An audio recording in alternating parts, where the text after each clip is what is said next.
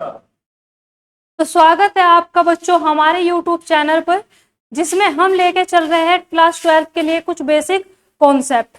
तो बच्चों आज का हमारा जो टॉपिक रहेगा वो रहेगा आपके आनुवांशिक पदार्थ।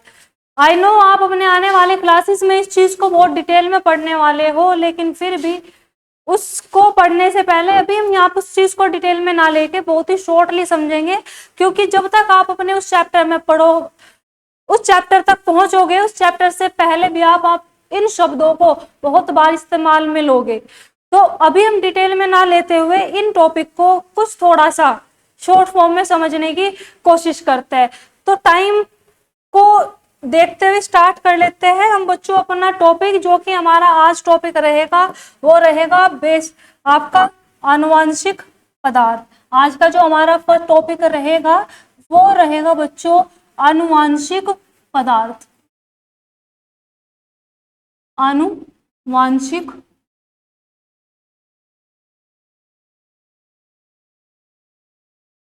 पदार्थ। आनुवांशिक पदार्थ। आनुवांशिक पदार्थ को बच्चों में इंग्लिश में बोलते हैं जेनेटिक मटेरियल। इंग्लिश में भी आप याद करते हुए चलेंगे, जेनेटिक मटेरियल। और मैं तो बच्चों आपको सिर्फ देखो इतना ही कहना चाहूंगी, आई नो आप क्लास 12th में हो, आप हिंदी मीडियम से कर रहे हो, लेकिन जितना आपसे हो सकता है आप उतना टर्म को इंग्लिश में बोलने की, इंग्लिश में लिखने की और इंग्लिश में ही समझने की कोशिश किया करो, क्योंकि ये साल आपका वो साल है जहां पर आप फाइनली लास्ट टाइम आप अपने सिलेबस को हिंदी में कवर कर पा रहे हो। अब के बाद अगर आपको किसी कंपटीशन की तैयारी करनी है या आप कहीं किसी कॉलेज में एडमिशन लोगे 12th के बाद, तो आपका जो सिलेबस रहेगा वो सारा इंग्लिश में ही रहेगा।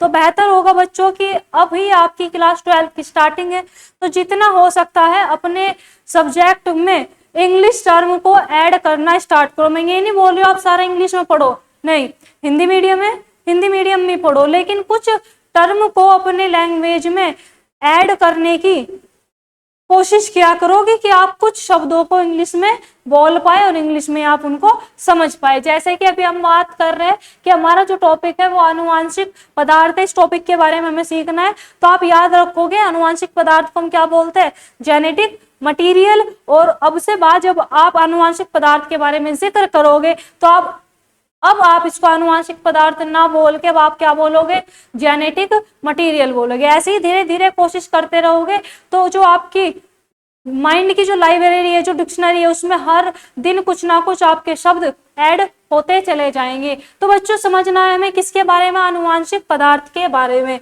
चलिए भाई स्टार्ट कर देते हैं। आनुवांशिक पदार्थ देखो क्या होगा। तो सबसे पहले तो देखो मैं आपको ये बता देना चाहूंगी आनुवांशिक पदार्थ है क्या। आनुवांशिक पदार्थ आपका क्या है, अब आप हो, आप खुद से ही समझने की कोशिश करना। आपके अंदर कुछ कैरेक्टर, मतलब कि कुछ गुण, कुछ क्वालिटी अपनी मम्मी जैसी है, और आपके अंदर कुछ आपके गुण आपके पापा जैसे हैं। रिश्तेदार, आस पड़ोस वाले, जब आप बाहर कहीं जाते होगे तो आपको भी सुनने को मिलता होगा कि ये अपनी मम्मी जैसी है, ये इसकी अपने पापा जैसी है, या ये अपनी मम्मी जैसा है या अपने पापा जैसा है। और इस बात को कहीं ना कहीं आप खुद भी फील करते होंगे कि आपके अंदर कुछ गुण अपने मम्मी जैसे हैं, कुछ गुण आपके पापा जैसे हैं। क्या आपने कभी इस बात को सोचा है कि आपके अंदर ये गुण आए कैसे, आपके अंदर आपके मम्मी पापा के गुण आए कैसे? उसी चीज का आंसर देने के लिए आज मैं यहाँ पे आई हूँ। तो होता क्या है कि हमारे अंदर कुछ ट्रांसफर होता है, कुछ चीज है जो ट्रांसफर होती है हमारे माता पिता से हमारे अंदर। तो जो चीज हमारे अंदर हमारे माता पिता से ट्रांसफर होती है उसी को हम क्या बोलते हैं, जेनेटिक मटेरियल बोलते हैं। तो यहाँ पे मैंने क्या बोला है कि जो आपके माता और पिता, माता और पिता से जो मटेरियल क्या हो रहा है, ट्रांसफर हो रहा है, किसमें, उनके बच्चों में। किसमें हो रहा है, उनके बच्चों में, उनके बच्चों में क्या हो रहा है, ट्रांसफर। जो चीज क्या हो रही है, ट्रांसफर हो रही है किससे, माता पिता से उनके बच्चों में, उसी को हम क्या बोलते हैं, जेनेटिक मटेरियल बोलते हैं। समझने की कोशिश करेंगे, जो चीज वह चीज क्या है समझ लेंगे। पहले आप उसको सिंपल अपनी लैंग्वेज में समझने की कोशिश करो। जो चीज हमें हमारे मम्मी पापा से ट्रांसफर होती है उसी को हम क्या बोलते हैं, जेनेटिक मटेरियल बोलते हैं। और इतना आप लोग भी मेरे बोलने के साथ साथ ऑलरेडी आप इस चीज को समझ भी चुके होंगे कि हम यहाँ पे किसके बारे में जिक्र कर रहे हैं, डीएनए के बारे में जिक्र कर रहे हैं। मतलब कि हमारे अंदर क्या होता है, हमारे मम्मी पापा दोनों से हमारे अंदर क्या आता है, डीएनए आता है। हमारी मम्मी से भी डीएनए आता है, हमारे पापा से भी डीएनए आता है। उसी डीएनए की वजह से हमें उनके कुछ कैरेक्टर क्या हो जाते हैं, ट्रांसफर हो जाते हैं। और उन्हीं कैरेक्टर की वजह से हमारी कुछ आदतें मम्मी जैसी हो जाती है, कुछ आदतें पापा जैसी हो जाती है, और हमारे कुछ कैरेक्टर हमारे मम्मी पापा जैसे हो जाते हैं। तो यहाँ पे हमने उसी को क्या बोल दिया है, मतलब कि जो चीज हमें ट्रांसफर हो रही है उसी को हम क्या बोलते हैं, जेनेटिक मटेरियल बोलते हैं। अब ये जो जेनेटिक मटेरियल है आपके दो प्रकार का होता है, डीएनए और आरएनए। अब जो जेनेटिक मटेरियल है, जेनेटिक मटेरियल के रूप में कौन कार्य करता है, यहाँ पे कार्य करता है आपका डीएनए और आरएनए। इस डीएनए और आरएनए को भी हम यहाँ पे अच्छी तरीके से समझेंगे कि हमने इसको डीएनए आरएनए क्यों बोल दिया है। तो पहले तो आप बच्चों क्या करेंगे, यही बात नोट कर लेंगे कि डीएनए और आरएनए दोनों ही, डीएनए और आरएनए दोनों ही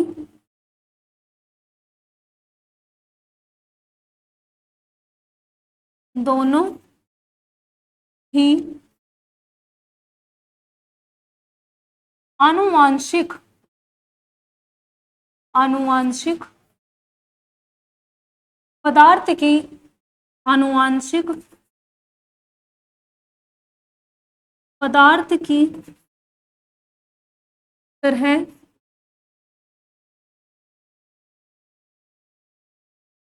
कार्य करता है।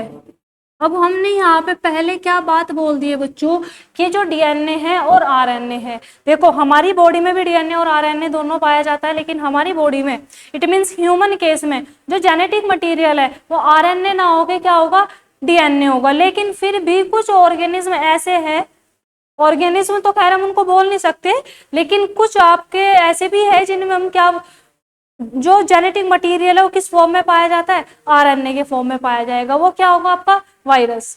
वायरस क्या है, आपके और लिविंग और नॉन लिविंग के बीच की कड़ी होती है, मतलब कि ना तो आपका हम उसको लिविंग कंसीडर कर सकते हैं, ना ही नॉन लिविंग।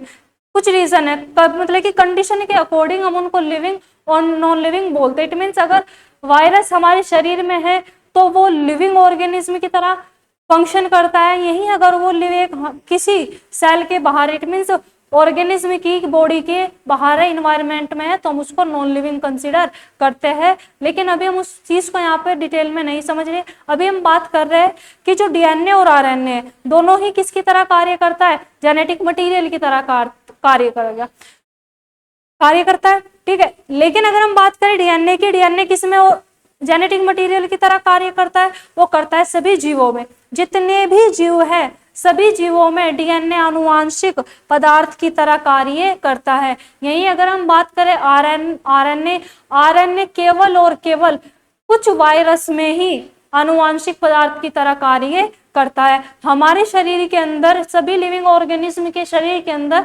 आरएनए के अपने अलग फंक्शन है। वो क्या फंक्शन है वो हम अपने चैप्टर में डिटेल में पढ़ेंगे, उस चीज को हम यहाँ डिटेल में नहीं लेने वाले। फिलहाल आप बच्चों सिर्फ इतना ही समझेंगे कि आरएनए और डीएनए दोनों ही आनुवांशिक पदार्थ की तरह कार्य कर सकता है। सभी जीवों में डीएनए आनुवांशिक पदार्थ की तरह कार्य करता है, और कुछ वायरस में आरएनए आनुवांशिक पदार्थ की तरह कार्य करता है। इसी बात को थोड़ा सा हम यहाँ पे बच्चों नोट करके चलेंगे।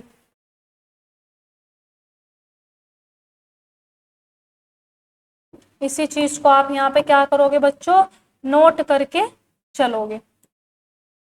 क्या नोट करना है आपका, ये चीज हमने यहाँ पे क्या लिख दिया, डीएनए और आरएनए दोनों ही आनुवंशिक पदार्थ की तरह कार्य करता है। अब हम बात करते हैं एक एक करके किसकी, डीएनए और आरएनए की। बात हम स्टार्ट करते हैं किससे, डीएनए की। फर्स्ट ऑफ ऑल बेटे आपको डीएनए की फुल फॉर्म पता होनी चाहिए।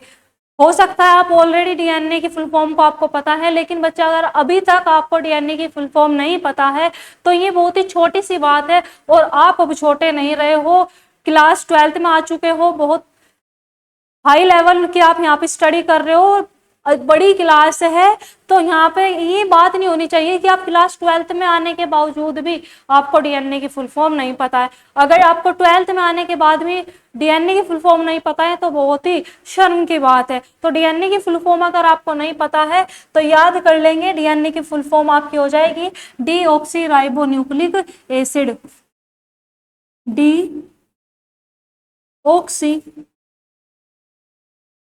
राइबो न्यूक्लिक, डीऑक्सीराइबो न्यूक्लिक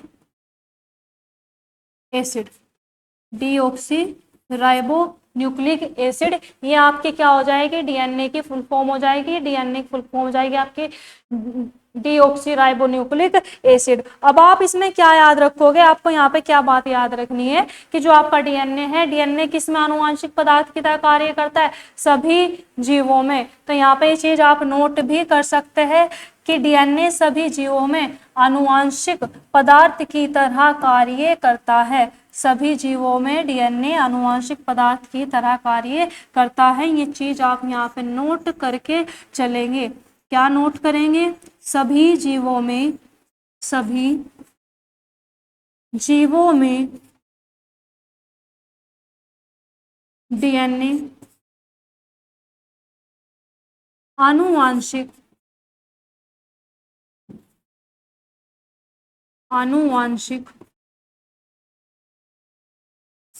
पदार्थ की आनुवांशिक पदार्थ की तरह आनुवांशिक पदार्थ की तरह कार्य करता है। आनुवांशिक पदार्थ की तरह कार्य करता है। एक बार मैं आपको फिर से समझा देना चाहूंगी, आनुवांशिक पदार्थ कहने का क्या तात्पर्य है कि जो माता पिता से उनके लक्षण उनके बच्चों में ट्रांसफर करेगा, मतलब कि जो माता पिता के जो कैरेक्टर है वो उनके बच्चों में जाएगा। वो कौन लेके जाएगा, डीएनए लेके जाएगा। मतलब कि डीएनए के थ्रू ही माता पिता के जो कैरेक्टर है, जो उनके गुण हैं, वो उनके बच्चों में ट्रांसफर होते हैं। तो हमने यहाँ पे क्या बात कर ली है कि जितने भी जीव हैं, वो चाहे आपका कोई सा भी जीव हो, उनके माता पिता के जो लक्षण उनके बच्चों में जाएंगे वो किसके द्वारा जाएंगे, डीएनए के द्वारा जाएंगे। ये हमने बात कर ली यहाँ पे किसके बारे में, डीएनए के बारे में। तो आप क्या करेंगे, प्यूज करके क्या तो इसको नोट करेंगे, या आप इस स्लाइड का यहाँ पे स्क्रीनशॉट ले लेंगे। इसके बाद हम यहाँ पे जिक्र करेंगे आरएनए के बारे में, तो इसका स्क्रीनशॉट ले लेंगे बच्चे। चलिए अब बात करते हैं हम किसके बारे में, आरएनए के बारे में। अब हम यहाँ पे बात करेंगे बच्चा आरएनए के बारे में। तो फर्स्ट ऑफ ऑल आपको क्या करनी है, आरएनए की फुल फॉर्म याद करनी है। मैं आपको बता दूं, आप अपनी सेकंड यूनिट जो आपकी जेनेटिक की यूनिट रहेगी उसमें आप आरएनए डीएनए के फंक्शन किस तरीके से क्या है, कि स्ट्रक्चर बहुत ज़्यादा अच्छी तरीके से, बहुत ही ईजी वे में और डिटेल्ड में, मतलब कि हम सब कुछ पढ़ेंगे लेकिन बहुत ही आसान तरीके से, बहुत ही इजी तरीके से, अपनी लैंग्वेज में उसको कन्वर्ट करके पढ़ेंगे। हम उस तरीके से नहीं पढ़ेंगे ताकि आप उस चीज को ना समझ पाए। मेरा प्रयास ये रहेगा कि मैं आपको अपनी लैंग्वेज में ही उन सभी कॉन्सेप्ट को आपको समझा पाऊँ, ताकि आप उनको बुक की लैंग्वेज की वजह से उनको भूल जाओ। ऐसा हम तरीका नहीं अपनाने वाले हैं। तो बच्चों सबसे पहले हम बात करते हैं आरएनए की फुल फॉर्म। तो बच्चा आरएनए की जो फुल फॉर्म हो जाएगी वो क्या होगी, राइबो न्यूक्लिक एसिड। इसकी फुल फॉर्म क्या हो जाएगी, राइबो न्यूक्लिक एसिड। याद रखेंगे इसको भी आप।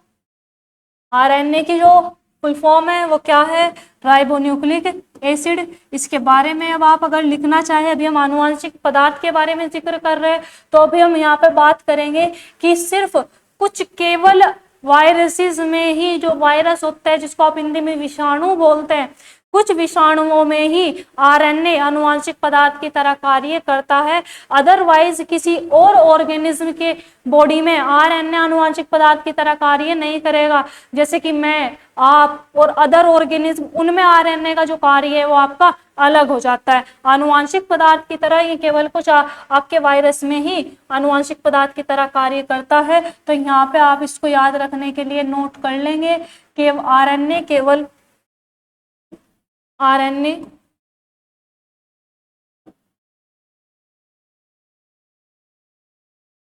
नोट कर लेंगे आप इसमें, आरएनए केवल कुछ वायरसेस, कुछ वायरसेस मतलब कि विषाणुओं, कुछ वायरसेस में ही, कुछ वायरसेस में ही आनुवांशिक आनुवांशिक कुछ वायरसेस में ही आनुवांशिक पदार्थ की, कुछ आनुवांशिक पदार्थ की तरह कार्य करता है, कार्य करता है, कार्य करता है। तो यहाँ पे आप इसकी इस तरीके से इसकी परिभाषा याद कर सकते हैं। बहुत ही साधारण और सिंपल तरीके से मैंने आपको बता दिया है। आरएनए को बच्चा हम डिटेल्ड में इसकी स्ट्रक्चर, इसके फंक्शन हम अपने लेक्चर, अपना जो आपका चैप्टर होगा उसमें पढ़ेंगे। यहाँ पे भी हमारा जो टॉपिक है वो क्या है, आनुवांशिक पदार्थ।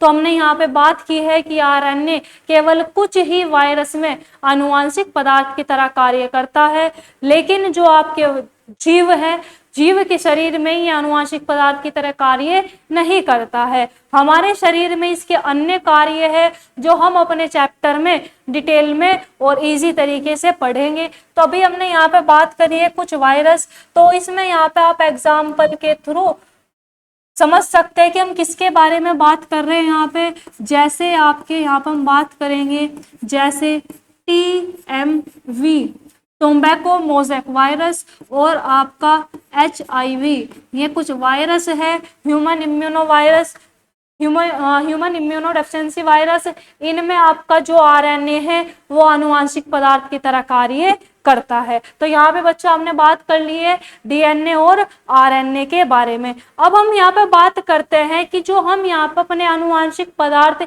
डीएनए की बात करते हैं, अब आगे हम किसके बारे में पढ़ेंगे, आरएनए के बारे में, बस यहीं पे खत्म हो जाता है। अब हम यहाँ पे थोड़ा सा और डिटेल में लेकर चलते हैं डीएनए को। ठीक है बच्चों, हम किसको लेके चलेंगे, डीएनए को लेके चलेंगे। अब हम बात करते हैं कि जो डीएनए है ये कहाँ पर पाया जाता है, इसके बारे में थोड़ी सी आप यहाँ पर नॉलेज लेंगे। देखो, सबसे पहले अगर हम बात करें कि जो डीएनए है, डीएनए पाया कहाँ जाएगा, और इसको आप कुछ इस तरीके से समझेंगे। ये है बच्चा हमारी सेल, ये क्या है, ये है सेल, ये है हमारी सेल। अब सेल के अंदर हमें क्या देखने को मिलता है, सेल में आपको देखने को मिलता है एक सेल ऑर्गेनली, जिसको आप क्या बोलते हो, जिसको आप बोलते हो न्यूक्लियस, जिसको आप बच्चा क्या बोलते हो, न्यूक्लियस, या हिंदी में आप इसको क्या बोलते हो, हिंदी में बोलते हो आप इसको केंद्रक। अब ये जो हमारा सेल है, देखो न्यूक्लियस हर सेल में पाया जाएगा, तो न्यूक्लियस के अंदर ही हमारा क्या मिलता है, जेनेटिक मटेरियल। कोई भी आपसे पूछ सकता है कि जेनेटिक मटेरियल कहाँ पाया जाएगा, तो आपको याद रखना है कि हमारे सेल के न्यूक्लियस में हमारा क्या देखने को मिलता है, जेनेटिक मटेरियल देखने को मिलेगा। ये हमारा यहाँ पे क्या होगा, जेनेटिक मटेरियल, ये हमारा क्या होगा, जेनेटिक मटेरियल है, ये हमारा हो गया जेनेटिक मटेरियल। और हमारा जो जेनेटिक मटेरियल है वो किस फॉर्म में पाया जाएगा बच्चा, वो पाया जाएगा डीएनए के फॉर्म में। इट मीन्स हमारा जो जेनेटिक मटेरियल है वो क्या है, डीएनए है। हमारा जेनेटिक मटेरियल क्या हो जाएगा, डीएनए हो जाएगा। चलिए अब इसके बारे में हम बात करते हैं बच्चा कुछ और। अब और बात आपको यहाँ पे क्या याद रखनी है, अब आपको बात याद रखनी है कि अगर हम बात करें कि जो डीएनए है, ये जो आपकी डीएनए है इसकी लंबाई कितनी होगी, डीएनए की लंबाई कितनी होगी, आप आने वाली क्लासेस में अपने चैप्टर में डिटेल में पढ़ेंगे। अभी आप याद रख लेंगे कि डीएनए की जो लंबाई होगी वो कितनी होगी, 2.2 मीटर होगी। वो कितनी होगी आपकी, 2.2 मीटर होगी। डीएनए की जो लंबाई है वो कितनी होगी, 2.2 मीटर। हमारे सेल में जो डीएनए पाया जाता है वो कितने मीटर का होगा, 2.2 मीटर। समझ पा रहे हो। जैसे कि अगर आप कहीं पे अभी दुकान पे मम्मी के साथ में या अपने लिए कुछ कपड़ा लेने के लिए जाते हो तो वहां पे कट बोलते हो ना कि अंकल 2 मीटर कपड़ा चाहिए, 3 मीटर, 4 मीटर, 5 मीटर, तो जो स्केल होते हैं उनके पास जिसमें मीटर में कपड़ा काट के देते हैं। समझ पा रहे हो, उसी मीटर के बारे में हम बात कर रहे हैं। तो हमारे सेल का जो न्यूक्लियस है उसमें अगर हम अपने डीएनए की लेंथ की, एक सेल, पूरी बॉडी के डीएनए के बारे में जिक्र नहीं कर रहे, एक सेल के अंदर जो हमारा डीएनए होता है वो कितना होता है बच्चा, वो होता है आपका 2.2 मीटर का। और डीएनए कहाँ पे है, डीएनए हमारे न्यूक्लियस में, केंद्रक में। न्यूक्लियस को हिंदी में क्या बोलते हैं, केंद्रक। इसको हम हिंदी में क्या बोलते हैं, केंद्रक। तो अगर हम यहाँ पे केंद्रक का व्यास देखते हैं कि हमारे सेल में जो केंद्रक है उस केंद्रक का जो व्यास होगा वो कितना होगा, वो होता है बच्चा आपका 10⁻⁻⁶ मीटर। सेल देखो छोटी सी बात है बच्चा, समझने की कोशिश करना। सेल है, हमारी बॉडी सेल से मिलकर बनी हुई है। आई नो आप इस चीज को जानते हो, पढ़ा भी होगा। और हमारे अगर आप प्रीवियस लेक्चर लेकर आए हो तो उसमें मैंने आपको डिटेल में पढ़ा भी दिया था कि जितने भी ऑर्गेनिज्म किससे मिलकर बने हुए, सेल से। ठीक है, अब अगर हम सेल की बात करें, सेल एक ऐसा मतलब कि एक माइक्रोस्कोपिक स्ट्रक्चर है, बहुत ही सूक्ष्म संरचना है जिसको हम अपनी नेकेड आई से भी नहीं देख सकते। मतलब कि सेल एक ऐसी स्ट्रक्चर है जिसको हम अपनी नग्न आंखों से भी नहीं देख सकते। तो अगर सेल इतनी छोटी है तो सपोज करो सेल के अंदर जो उसका न्यूक्लियस है वो कितना छोटा होगा। समझ पा रहे हो, सेल इतनी छोटी कि हम उसको देख भी नहीं पा रहे हैं।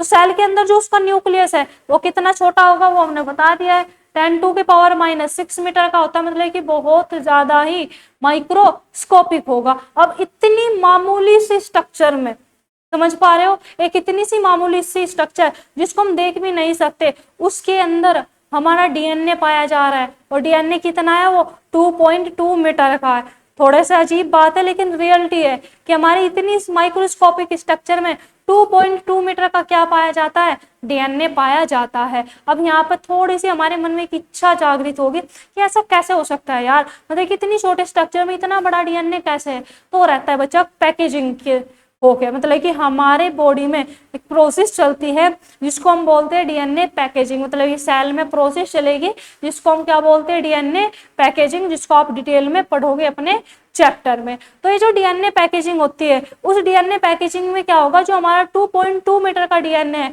वो पैक होके क्या बना लेता है, क्रोमोसोम बना लेगा। वो पैक होके क्या बना लेगा, आपका क्रोमोसोम बना लेगा। किस तरीके से होगा, चलिए जब आपने कहीं ना कहीं कभी डीएनए की स्ट्रक्चर देखी होगी, इसको हम यहाँ पर बना कर मैं आपको दिखा देती हूँ।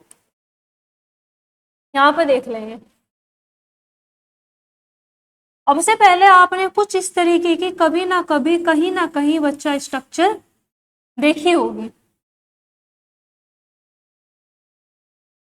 इस तरीके की आप कहीं ना कहीं ये वाली स्ट्रक्चर देख के या पढ़ के आए होंगे।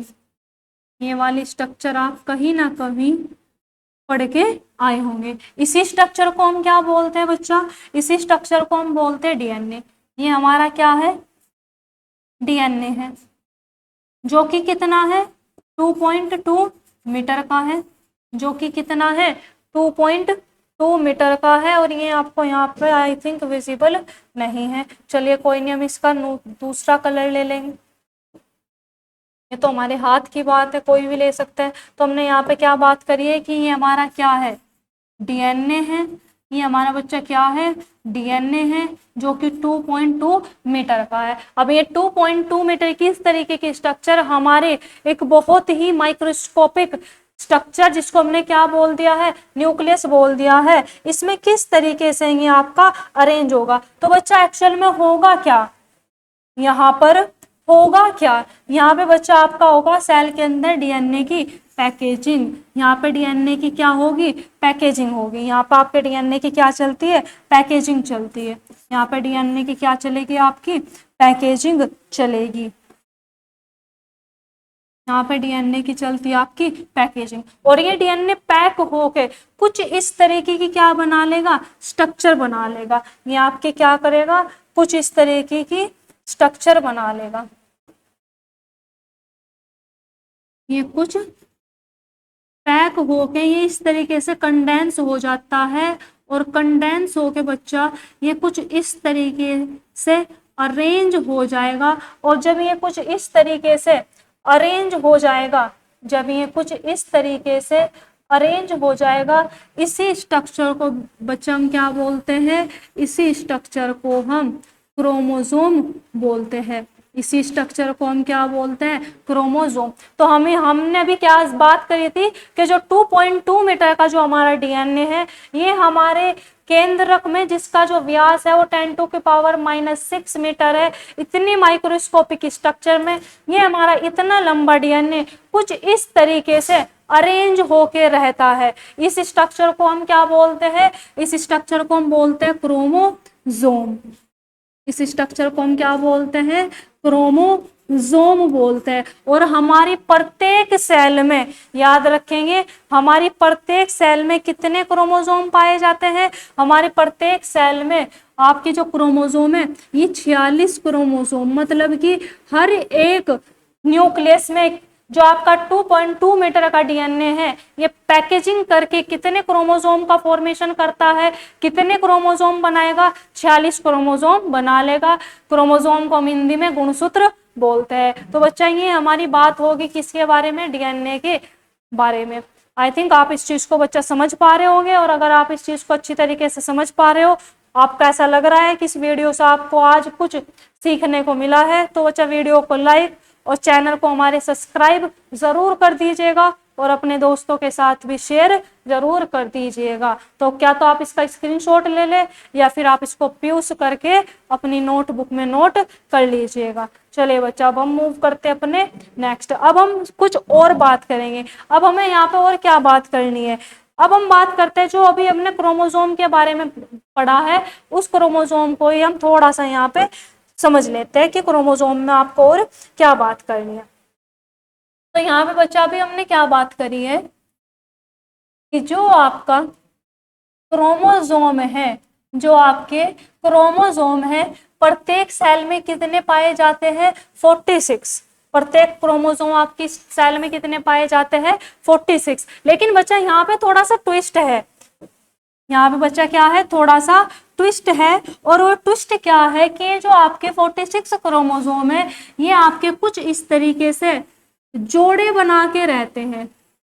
ये किस तरीके से रहते हैं, जोड़े बना के रहेंगे। तो जब 46 पर्सन थे, और 46 पर्सनों ने क्या, मतलब कि जो आपके व्यक्ति थे, जो व्यक्ति थे 46, उन्होंने क्या कर लिए, जोड़े बना लिए। तो जब 46 व्यक्ति जोड़े बना लेंगे तो जोड़े कितने बनेंगे, 23। जोड़े कितने बन जाएंगे, 23 बन जाएंगे। उसी प्रकार हमारी सेल में भी ये जो क्रोमोसोम है, जब ये जोड़े बना लेंगे, जिसको हम क्या बोलते हैं इंग्लिश में, पेयर बोलते हैं। पेयर हम किसको बोल रहे हैं यहाँ पे, जोड़ों को। यहाँ पे हम पेयर किसको बोल रहे हैं, जोड़ों को बोल रहे हैं। तो जब ये पेयर बना लेंगे तो ये पेयर कितने बनाएंगे, ये पेयर बनाएंगे बच्चा 23। इट मीन्स हमारी प्रत्येक सेल में 23 पेयर ऑफ क्रोमोसोम पाए जाते हैं। बहुत छोटी सी बात है बच्चा, लेकिन बहुत ही इंपॉर्टेंट है। हर किसी को आपका ये भी बात पता नहीं होती है, और ये आपकी वो बेसिक बात है कि अगर आप इस चीज को ही नहीं समझ पा रहे हो तो आप हाई लेवल की स्टडी किस प्रकार गेन कर सकते हो, नहीं कर सकते। तो आपको हाई लेवल का पढ़ने से पहले अपना बेसिक स्ट्रॉन्ग करना होगा। उसी पर्पज से हम ये लेक्चर लेके आए हैं। तो क्रोमोसोम आपके 46 है, जो कि पेयर के फॉर्म में रहेंगे, और पेयर के फॉर्म में कितना बना लेते हैं, आपके 23 बना लेंगे। चलिए जी बच्चा, तो अभी हमने यहाँ पे क्या बात कर ली है, अभी हमने यहाँ पे कुछ इस तरीके से बात की है कि आपकी एक सेल में, आपकी एक सेल में कितने पेयर ऑफ क्रोमोसोम है, आप बात करो एक सेल में आपका जो क्या है, न्यूक्लियस है, जो आपके सेल में क्या है, न्यूक्लियस है। इस न्यूक्लियस में आपको क्या देखने को मिल रहे हैं, 23 पेयर ऑफ क्रोमोसोम देखने को मिल रहे हैं, पेयर ऑफ क्रोमोसोम देखने को मिल रहे हैं। एक सेल के न्यूक्लियस में कितने क्रोमोसोम हो गए, 23 पेयर ऑफ क्रोमोसोम होते हैं। अब हम यहाँ पे थोड़ा सा जिक्र कर लेते हैं बच्चा, किसके बारे में, क्रोमोसोम के बारे में ही। अभी हम यहाँ पे और क्रोमोसोम के बारे में थोड़ी सी बात और ले लेंगे। और क्या बात आपको यहाँ पे याद रखनी है कि हमारे सेल के अंदर ये जो क्रोमोसोम पाए जाते हैं बच्चों, ये कितने प्रकार के होते हैं, ये आपके 2 प्रकार के होंगे। क्रोमोसोम कितने टाइप के होते हैं, 2 टाइप के होंगे। एक को तो हम यहाँ बोल देंगे ऑटोसोम, एक को तो हम यहाँ पे क्या बोल देंगे, ऑटोसोम, और दूसरा आपका हो जाता है यहाँ पे सेक्स क्रोमोसोम। दूसरा क्या हो जाएगा, सेक्स क्रोमोसोम। इसी को बच्चा हम एलोसोम भी बोलते हैं, इसी को हम एलोसोम भी बोलते हैं। सेक्स क्रोमोसोम बोल दो या एलोसोम बोल दो, एक ही बात है। अब ये सेक्स क्रोमोसोम या ऑटोसोम है क्या, इसको आप बहुत ही अच्छी तरीके से समझने का प्रयास करेंगे। अब ये जो आपके ऑटोसोम होंगे, ये ऑटोसोम कितने, देखो टोटल तो क्रोमोसोम कितने हैं, टोटल क्रोमोसोम है आपके 23 पेयर। टोटल क्रोमोसोम आपके कितने हैं, 23 पेयर है। टोटल तो 23 पेयर होंगे, ठीक है। अब इन 23 पेयर में से 22 पेयर, 22 पेयर कौन से होंगे, आपके ऑटोसोम होते हैं। 22 पेयर कौन से होंगे आपके ऑटोसोम। और 22 पेयर जो होंगे ये सारे के सारे, आप इसको हम जो डिनोट करते हो किससे करते हैं, एक्स एक्स से करेंगे। इसको हम किससे डिनोट करते हैं, एक्स एक्स से करेंगे। अब ऑटोसोम की अगर हम बात करें, चाहे तो आप मेल की बात कर रहे हो, ठीक है, या आप यहाँ पे बच्चा फीमेल की बात कर रहे हो, चाहे तो आप यहाँ पे मेल की बात कर रहे हो या आप यहाँ पे फीमेल के बारे में बात कर रहे हो। मेल और फीमेल में जो ऑटोसोम है, जो 22 पेयर ऑफ क्रोमोसोम है, ये सब में क्या होंगे, सेम। मतलब कि मेल और फीमेल में ऑटोसोम क्या होते हैं, सेम ही होंगे, और इनको हम एक्स एक्स से ही डिनोट करते हैं। लेकिन यही अगर हम बात करते हैं हमारे एलोसोम, जिनको हम क्या बोल रहे हैं, सेक्स क्रोमोसोम बोल रहे हैं, ये मेल और फीमेल में वेरी करते हैं। मतलब कि मेल में अलग टाइप के होंगे और फीमेल में अलग टाइप के होंगे। तो सबसे पहले तो हम बात करते हैं कि टोटल जब 23 पेयर है, 23 में से 22 पेयर तो बच्चा ऑटोसोम हो गए, बचा आपका एक पेयर, वो क्या हो जाएगा, सेक्स क्रोमोसोम हो जाएगा। यहाँ पे आपके कितने होते हैं, 1 पेयर हो जाएंगे। ये कितने हो जाएंगे आपके, 1 पेयर हो जाएंगे। अब ये हम यहाँ पे बात करते हैं मेल और फीमेल की। मेल और फीमेल में दोनों में ही आपके क्या हो जाएंगे बच्चा, अलग अलग होंगे। बात करते हैं अगर हम यहाँ पे मेल की, तो मेल में जो आपके सेक्स क्रोमोसोम होंगे ये होते हैं आपके एक्स वाई टाइप के। ये कैसे होंगे, एक्स वाई टाइप के। इनको हम किससे डिनोट करते हैं, मेल में एक्स वाई से डिनोट करते हैं। यही अगर हम बात करते हैं यहाँ पे किसके बारे में, फीमेल के बारे में, तो फीमेल में ये आपके दोनों एक्स एक्स टाइप के ही होंगे, मतलब कि सेम होंगे। मेल में जो पेयर है, जो आपका 23वां जो पेयर है, उसमें एक क्रोमोसोम तो एक्स होता है, एक क्रोमोसोम वाई होता है। लेकिन फीमेल में जो आपके सेक्स क्रोमोसोम है, 23 पेयर ऑफ क्रोमोसोम है, ये दोनों आपके समान प्रकार के होते हैं, जिसको हम एक्स और एक्स से डिनोट करते हैं। तो बच्चा ये हमारा हो गया टाइप ऑफ क्रोमोसोम। ये हमारा क्या हो जाएगा, टाइप ऑफ क्रोमोसोम। आप इस चीज का स्क्रीनशॉट ले लेंगे और अपने बुक में इसको आप नोटबुक में नोट कर लेंगे। अब इसके बाद आपको यहाँ पे एक और छोटी सी बात नोट करनी है, जो कि आप अपने आने वाले चैप्टर में पढ़ते हो। एक टर्म आता है बच्चा, जिसको हम क्या बोलते हैं, प्लोइडी। जिसको हम क्या नाम देंगे, प्लोइडी नाम देंगे। जिसको हम क्या बोलते हैं, हैप्लॉइडी बोलते हैं, जिसको हम क्या बोल देंगे, हैप्लॉइडी बोल देंगे। अब ये प्लॉइडी क्या है, यहाँ आप इससे ही समझेंगे, देखो हम क्या बोल रहे हैं। किस तरीके से समझोगे आप, प्लॉइडी हम किसको बोल रहे हैं?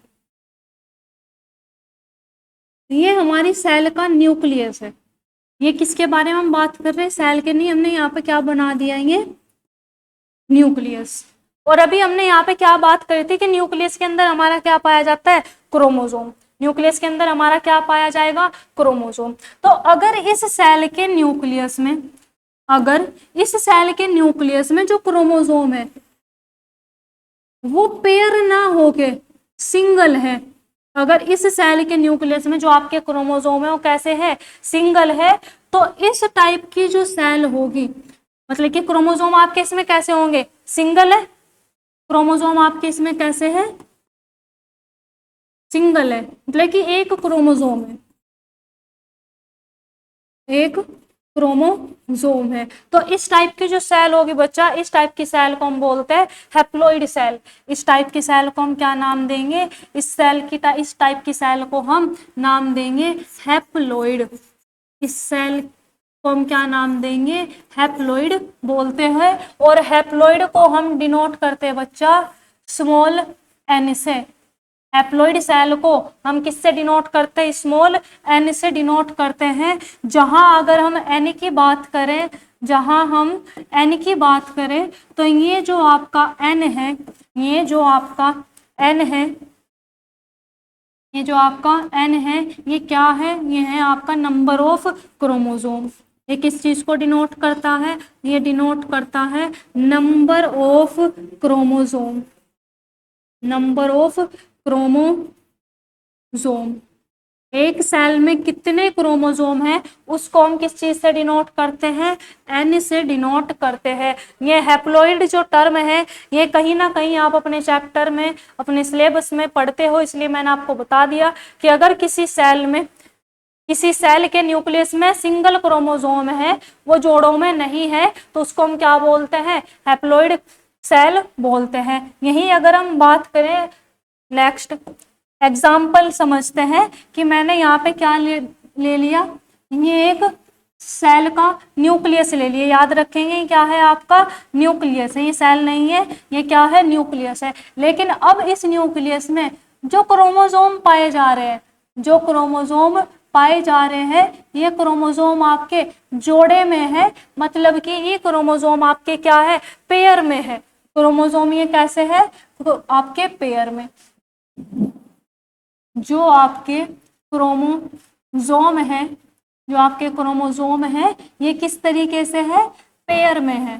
क्रोमोसोम आपके पेयर में है। तो इस टाइप की जो सेल होगी, इस टाइप की जो सेल होगी जिसमें क्रोमोसोम आपके किस तरीके से अरेंज है, पेयर में अरेंज है, इस टाइप की सेल को बच्चा हम बोलते हैं डिप्लॉइड सेल।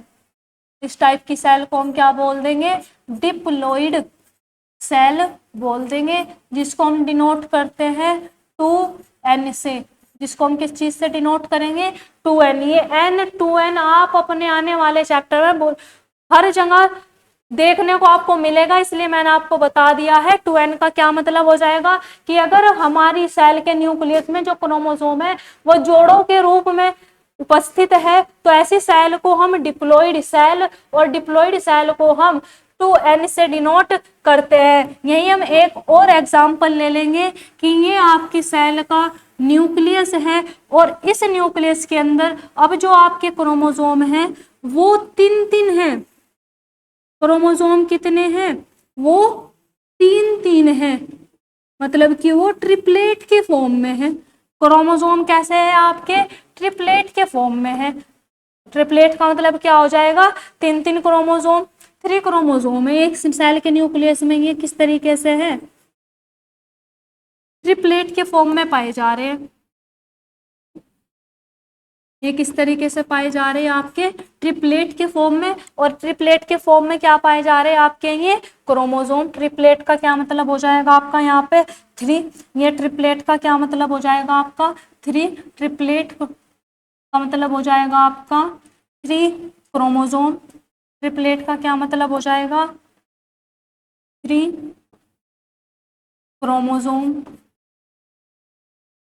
3 क्रोमोसोम। तो बच्चा इस प्रकार की अब आपकी जो सेल होगी जिसमें क्रोमोसोम आपके ट्रिपलेट के फॉर्म में होते हैं, ऐसी सेल को हम बोलते हैं ट्रिप्लॉइड। ऐसी सेल को हम क्या बोलते हैं, ट्रिप्लॉइड सेल बोलते हैं। और ट्रिप्लॉइड सेल को हम 3n से डिनोट करते हैं। तो ये जो आपका नंबर ऑफ क्रोमोसोम है, एक सेल में कितने क्रोमोसोम प्रेजेंट है वो आपके, लेकिन नंबर, टोटल नंबर के बारे में नहीं जिक्र कर रहे, वो नंबर चाहे जितने भी है, क्रोमोसोम 20 है, 70 है, 50 है, 150 है, 100 है, उस चीज के बारे में नहीं हम बात कर रहे हैं। समझने की कोशिश करना कि मान लो अगर सेल के अंदर 40 क्रोमोसोम है तो 40 क्रोमोसोम का अरेंजमेंट किस तरीके से है, वो एक एक करके अरेंज है, या दो दो करके अरेंज है, या तीन तीन के करके अरेंज है। तो जो अरेंजमेंट है कि टोटल क्रोमोसोम किस तरीके से अरेंज है, उस अरेंजमेंट को ही हम क्या बोलते हैं, प्लॉइडी बोलते हैं। अगर सिंगल परसेंट है, सिंगल सिंगल अरेंज है, उसको बोल देंगे हैप्लॉइड, जिसको हम डिनोट करेंगे एन से। अगर वो आपका पेयर के फॉर्म में डबल है तो उसको हम बोल देंगे डिप्लॉइड, जिसको हम 2n से डिनोट करेंगे। और अगर क्रोमोसोम तीन तीन अरेंज है, ट्रिपलेट के फॉर्म में अरेंज है, तो उसको बच्चा हम क्या बोल देंगे, ट्रिप्लॉइड सेल बोल देंगे। ऐसी सेल को हम क्या बोल देंगे, ट्रिप्लॉइड सेल बोल देंगे। और ये जो चीज मैंने आपको बताई है बच्चा, ये कहीं ना कहीं आप अपने चैप्टर में, इवन जब मैं आपको आपका फर्स्ट और सेकंड चैप्टर पढ़ाऊंगे तो वहां तो आप इसके बारे में जिक्र करोगे ही। तो बच्चा ये है आपकी कुछ बेसिक कॉन्सेप्ट जो मुझे आपको कराने थे आपका चैप्टर स्टार्ट कराने से पहले। तो जो जो बातें, जो जो कॉन्सेप्ट मैंने आपको समझाने थे वो मैंने आपको समझा दिए। आई होप आपके सभी कॉन्सेप्ट समझ में आए होंगे और जो बेसिक बेसिक बातें हैं उन चीजों को आप समझ चुके होंगे। तो बच्चा अब से बाद जो आपका नेक्स्ट लेक्चर आएगा वो नेक्स्ट लेक्चर होगा आपका चैप्टर फर्स्ट का, जिसमें हम आपके जो आपके सेक्स क्या बोलते हैं जो प्लांट है उनमें सेक्स और रिप्रोडक्शन को पढ़ेंगे। जो आपका चैप्टर फर्स्ट है पुष्पीय पादपों में जनन, sexual reproduction in flowering plant, उस चैप्टर को हम स्टार्ट करेंगे। तो बच्चा आज के लिए इतना ही। अगर आपने हमारी जो प्रीवियस 2 लेक्चर है जिसमें मैंने आपको और कुछ बेसिक कॉन्सेप्ट को बताया है, अगर आपने अभी तक उनको नहीं लिया था तो उनको बच्चा ले लीजिएगा, क्योंकि जब आप अपने ये 3 लेक्चर ले लोगे तो आपका जो बेसिक कॉन्सेप्ट है वो बहुत अच्छी तरीके से क्लियर हो जाएगा। और ये तीनों लेक्चर आपके सिलेबस में आपका बहुत ज्यादा हेल्प करने वाली है। तो बच्चा आज के लिए इतना ही, मिलेंगे अपने नेक्स्ट लेक्चर में जहां हम अपने क्लास 12 का फर्स्ट चैप्टर स्टार्ट कर चुके होंगे। तो मिलेंगे जल्द ही। Thank you so much video में बने रहने के लिए। और अगर वीडियो को अभी तक लाइक नहीं किया है तो बच्चा वीडियो को लाइक कर दीजिएगा, सब्सक्राइब भी कर दीजिएगा और अपने दोस्तों के साथ शेयर भी कर दीजिएगा। और आपको वीडियो कैसी लगी है अपना फीडबैक हमें कमेंट बॉक्स में जरूर दीजिएगा। और अगर आपको कोई डाउट है तो डाउट भी लिख दीजिएगा, हम नेक्स्ट वीडियो में या फिर आपके कमेंट बॉक्स में ही आपके डाउट का आपका जो आंसर होगा वो कर देंगे। तो बच्चा मिलते हैं next. Thank you so much, bye.